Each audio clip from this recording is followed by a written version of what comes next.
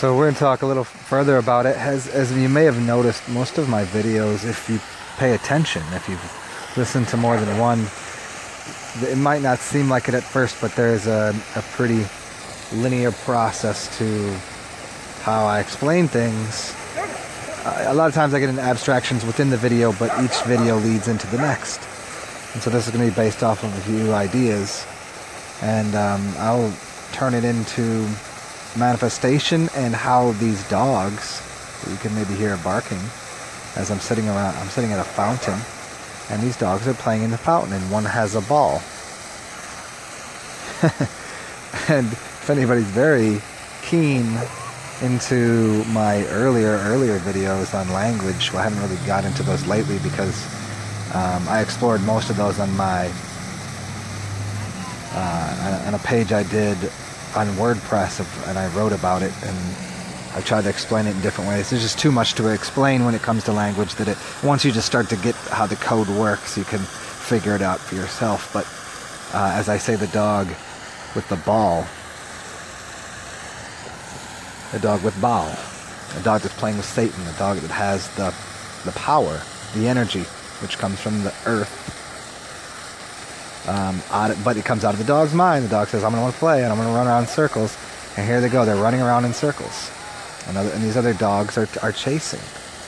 And then once in a while, the other dogs will stop chasing, and the dog will once again make its way around the fountain, and the dogs will notice and start chasing again.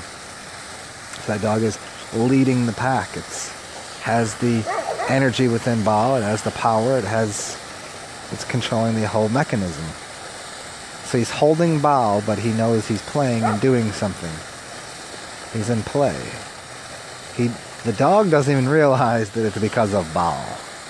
Let's see, as a larger orchestrator of things, you realize Baal is the what everyone looks for. Let's blame Satan. Let's blame Baal, Lord Baal, the lowered down energy centers, which is what we see expressed here as manifestation of all the things that we require. Things that we desire, that we want. And they're always played out in the physical form. A couple people had a few ideas about getting in meditation, and I talk about this, and I want to explain it once again, that people that get into samadhi, people that get into higher states of consciousness, the Buddha, you know what the Buddha did? Came back down to earth. You know what, even the idea of even it's not even a great allegory, because I know it's not the exact one that was expressed, but even the Jesus figure coming to earth to die for the sins, right? So the sins is the sine wave, dying for it is splitting it. Splitting is the mind, the capturing or the experience is always in the physical. So the expression of the allegory, the entire thing is, once again, people that get into these higher states of consciousness, it's always a backwards mapping delivery system to either experience for yourself what it is that you see played out in a very etheric realm where you can't really hold on to anything, you can't really participate because it's just so fleeting that you have it that you manifest it in the physical world, and these all the stories, they always come back. And if you're not coming back just for self, you're coming back to teach others how to do it. And so that therein lies service to self, service to others, and the whole changing of densities of where you are. But everyone that talks about, meditation is the highest form, and all those people, you know what they done? They wrote a book. Look at all these false prophets, these false teachers that they're sitting here in a physical body talking to you. Well, if they were on the highest form, they would just access you in the dreams. They would just talk to you there. But they're not. They're using a three-dimensional form to do it. So, to believe for any moment in time that this physical world is somehow illusory, that it isn't the thing, that somehow it's an illusion. No, it's the result of. It isn't an illusion. Yeah, it's an illusion in the sense that the mind made this, and the mind can make anything, and we can change all things through the mind, but it's still here. You're still sitting here listening on this computer. You're still sitting staring at the television. You're still eating that food. You're still doing all the things. You're participating in the physical world. And as soon as you get to the point of having high levels of spiritual knowledge and you get out of body and you start thinking things to release yourself, you no matter how far you get away, it's always pulled back. You always come back in some way, shape, or form. And that's why the ladder goes up and down, and that's what consciousness is and conscious delivery systems. Whether you're a student or a teacher or whatever it is, anyone that tries to tell you that you have to just experience now, they're not telling you the whole story because they don't know the truth. Or if they do, they're keeping it. They're keeping it hidden, inaccessible. If you just experience now all the time, then quit your job, go live in a forest, and sit there.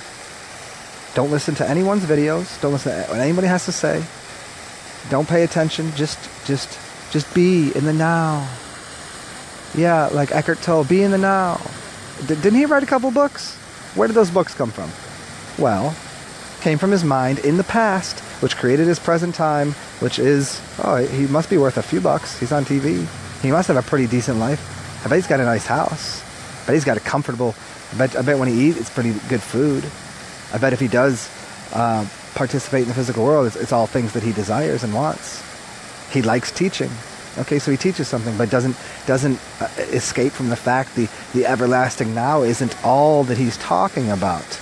Everlasting now was created out of his mind that made a book, that wrote something so he could become the experience and the thing that he wanted to be.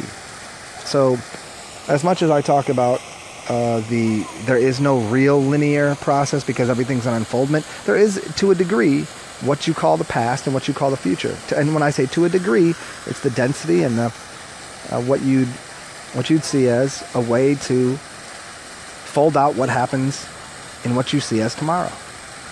And the way you do that is you plant a seed in your mind to manifest what you want for tomorrow.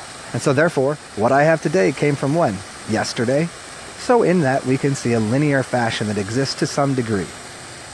And where our experience is now, and our experience is in a physical realm. So if we're experiencing now in a physical realm, we cannot dismiss what occurs in a physical realm. We can't dismiss the body. We can't call it an illusion. It doesn't make any sense. So beware of these people that don't give you the whole story, that are false prophets, that are actually prophetizing, because that's where the word profit comes from, to make money, to consume. And don't get me wrong, when I'm saying, I'm not saying there's anything good, there's nothing good, bad, or indifferent. I just don't think a lot of people are very aware of the whole story. They just know that this is what I did and I got a result, and they try to explain it.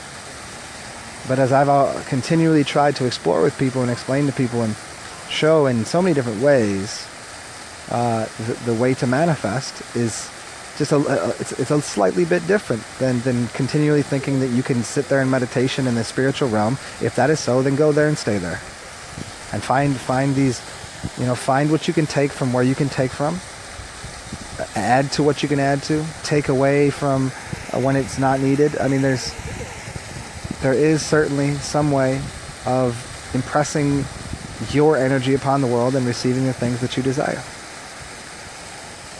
So I hope that encompassed everything that I was trying to get at there.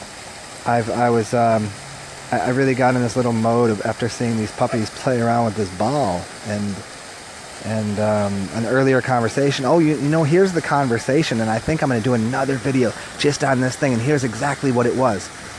In my last video, I was talking about this linear way of me making these videos.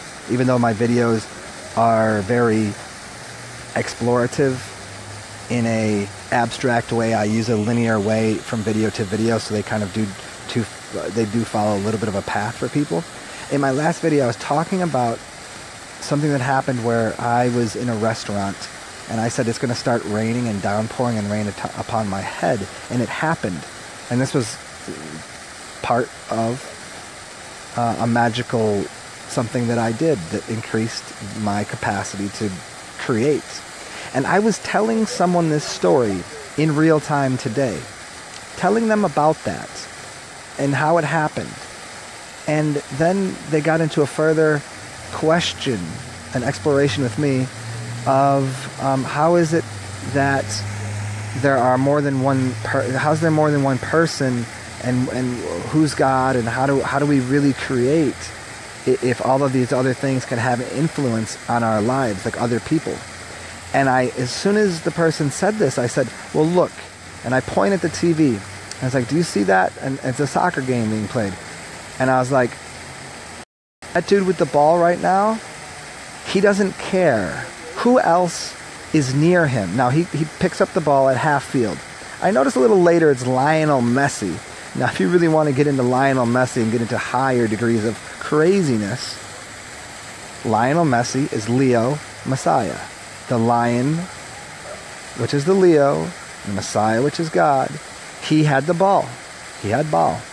And I was explaining, and I didn't notice this until after I spoke it and it happened.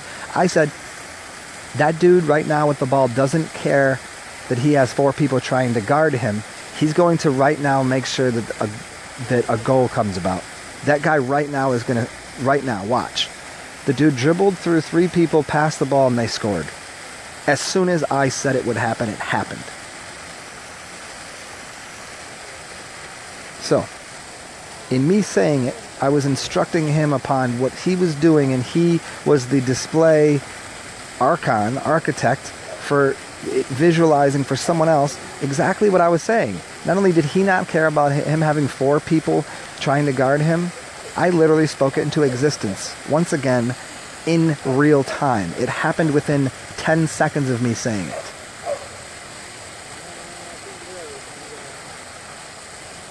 How very interesting. Maybe I'll start my next video with that story so anybody that didn't get to this point can hear it again, because I don't know how often people that are even involved in this magical realm, this magical kingdom, that know what's going on, can make something happen that manifest that quickly. It's almost too powerful. And so I found out that, hey, there's the moments to let me just hold on to my thoughts here. Let me hold on to these words before I say something, because it will happen. And this is all to say to everyone else that it's not about me doing it. It's about how can I help you to do it yourself, because I could do this all day long and it would get boring. If everything that I want to happen, it would get boring. So I try to pass on this information into everyone else so they can manifest their own delightful future. Because even as the illusion said, as the Mayans said, as the Maya, as they say, en Lakesh, I'm another myself, I'm another you, you're another myself. It's, why wouldn't I teach? Why wouldn't I be a student? Why wouldn't I enjoy my experience? So all of these things, fasting and feasting and learning and teaching, all occur in the simultaneous wonderment of what your experience is. And once again, as I fold this back onto itself, this isn't about getting into samadhi and escaping this reality. It's about participating in it. And so anybody that gives me this silly comments about it's all illusion and everything's a poison, the only thing that becomes a poison is what your mind makes it, go drink some bleach, go stand in a fire, don't talk, don't get on a computer, and just start creating differently if that's what you think you can do. But obviously that's falsities. You can see as the seed comes out, goes into the ground and grows the tree, and there comes the fruit. This is the fruit. The fruit is why it's in a physical format. It's the expression of what you couldn't see. And here we are in the physical world, participating in it. So have fun in your physical outpouring of your mental realities, everyone. Talk soon.